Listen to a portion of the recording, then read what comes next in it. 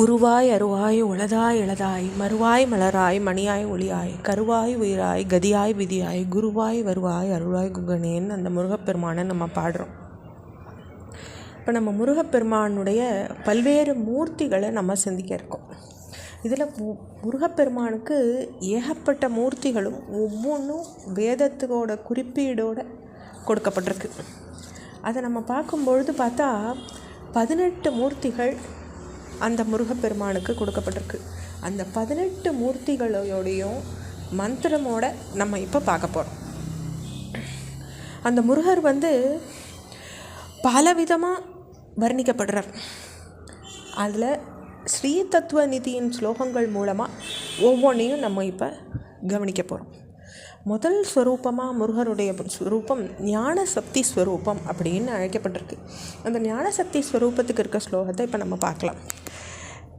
ஏகவக்த்ரம் த்விநேத்ரம் ச ஜடா முகுட சம்யுக்தம் ஸ்வேதார்க புஷ்பமாலாம் ச ஹேமரத்ன கிரீட்டினம் சதுர்புஜம் வஜ்ரசக்தி குக்குட அபயதாரிணம் திவ்யகந்தானுலிப்தாங்கம் சுக்கயஜ்ஞோபவீதினம் சிவசக்தி ஞானயோகம் ஞானசக்தி ஸ்வரூபகம்னு ஸ்லோகம் அவருக்கு இந்த ஞானசக்தி ஸ்வரூபனான இந்த முருகப்பெருமானுக்கு வருது.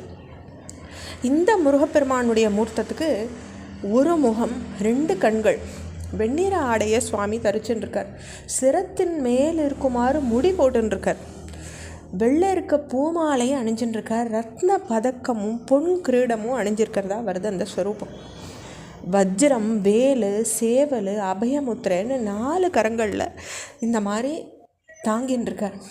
மிகச்சிறந்த வாசனையுடைய சந்தன பூச்சையுடையவராகவும் இருக்கார். வெண்ணிறமயமான பூணூல் அணிஞ்சுருக்கார். ஞானஸ்வரூபியான சிவன், ஞானஸ்வரூபிணியான சக்தி இவாளுடைய ஐக்கிய ஸ்வரூபமாக இவர் இருக்கிறதுனால இவர் ஞான சக்தியாக இருக்கார். இவருக்கு ஞானசக்தி சுப்பிரமணியர் அப்படின்னு பேர் வருது. சிவசக்தி ஸ்வரூபன் அப்படின்னும் ஒரு பேர் இவருக்கு உண்டாருது.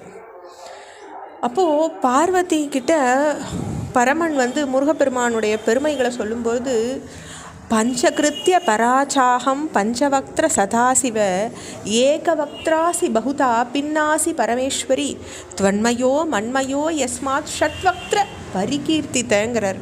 பரமேஸ்வரி, சதாசிவனாகிய நான் 5 காரியங்களை செய்கிறேன். எனக்கு 5 முகங்கள். நீ ஒரு முகம் கொண்டவளாகவும் பல்வேறு ரூபங்களை அடைஞ்சிக்கிற. 5 முகங்கள் கொண்ட நானும் 1 முகம் கொண்ட நீயும் ஒன்றானதுனால அறுமுகம் முருகனாக இருக்குது. சித்தா இருக்கிறது பிரம்மம். முருகன் அப்படியே பிரம்மமாகவும் இருக்கான். சங்கர சம்ஹிதை இதை சொல்கிறது. சர்வ தேவாத்மக ஸ்கந்த சர்வபூதாத்மகஸ்ததா சர்வலோகாத்மக சைவ சாக்ஷாத் பிரம்ம சனாதனம்னு இந்த பரபிரம்மமான இருக்க அந்த முருகனை பிரார்த்திக்கிறது. அப்போ முரஸ்வரூபம் ஞானசக்தி ஸ்வரூபம். 2வது ஸ்கந்தர் அப்படின்னு பெயரிடப்படுறார் இந்த முருகர். சதுர்புஜம் த்விநேத்ரம் ச ஸ்வேத பத்மாசனஸ்திதம் குக்குடாபயவஜ்ராணி தததம் வரதம் கரை கிஞ்சித் கேச சிகாபத்த புஷ்பமாலாபிராவிருத்தம் மேகலாம்பர சம்பீதம் ரத்னபூஷணபூஷிதம் தூம்ரவர்ண பிரபம் ஸ்கந்தம் பிரபாமண்டல மண்டிதம்னு இந்த ஸ்கந்தரை நம்ம போடுறோம். அவர் பழுப்பு நிறம் ஒளி மண்டலத்தில் இருந்துருக்கார். சேவல், அபயம், வஜ்ரம், வரதமுத்திர இவற்றை 4 கரங்களில் தரிச்சுருக்கார். குடுமையில் சூட்டப்பட்ட புஷ்ப மாலைகளோடு இருக்கார். அரண்யாங்கயிரோட வஸ்திரம் தரிச்சுருக்கார். நவரத்னமயமான ஆபரணங்களால் அலங்கரிக்கப்பட்டிருக்கார். இவருக்கு ஸ்கந்தர் அப்படின்ற நாமம் உண்டாருது. ஸ்கந்தர் அப்படின்ற நாமத்துக்கு ஸ்கந்தர் கதி சோஷனோயோ அப்படின்னு சொல்கிறது. அவருடைய பராக்கிரமத்தினால சத்ருக்கள் இல்லாத செய்யக்கூடியவர் அப்படின்னு அந்த நாமத்துக்கு பொருள் உண்டாருது. இதோட நம்ம 2 ரூபங்களை நம்ம தியானிச்சிருக்கோம். நம்ம அடுத்த மீதி ரூபங்களை அடுத்த ஆடியோவில் கண்டினியூ பண்ணலாம். ஓம் ஸ்ரீ ஷண்முகபதயே நமோ நம.